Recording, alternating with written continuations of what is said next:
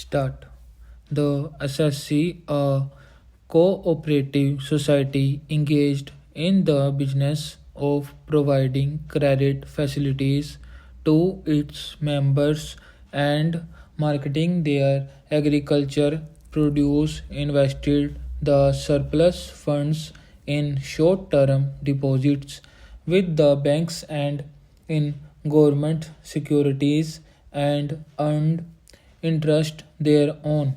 The assessee showed the said interest income under the head income from business, but the assessing officer assessed it as income from other source 56 and held that the assessee would not be entitled to deduction 80 P bracket 2 bracket A of the Income Tax Act.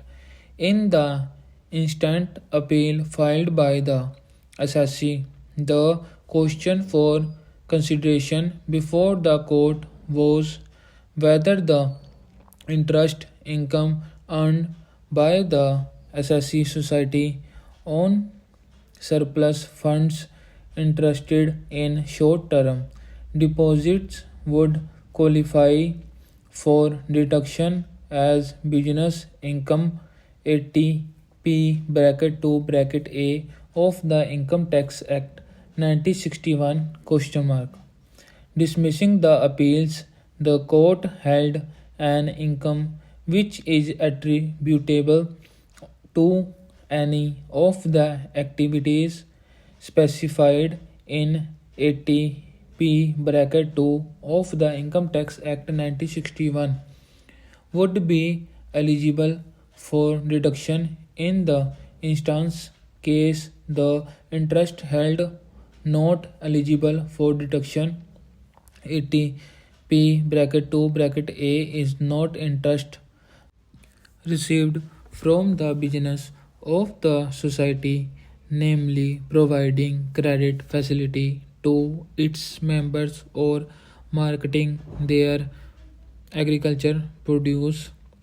What is sought to be taxed 56 of the Act is the interest income arising on the surplus, which surplus was not required for business purpose and was invested in specified securities as investment.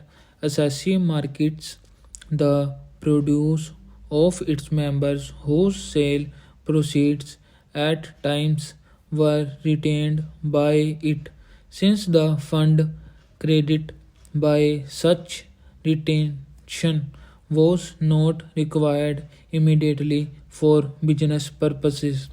It was invested in specified security. Such interest income would come in the category of income from other source and therefore would be taxable 56 of the Act as rightly held by the assessing officer.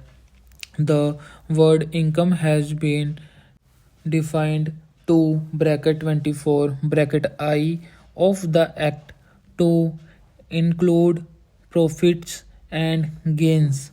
This subsection is an inclusive provision. The Parliament has included specifically business profits into the definition of the word income. Therefore, the court is required to give a precise meaning to the words profits and gain of business mentioned in 80 P bracket 2 of the Act. In the instance case, assessee society regularly invests funds not required for business purpose. Interested on such investments cannot fail within the meaning of the expression profits and gains of business. Stop.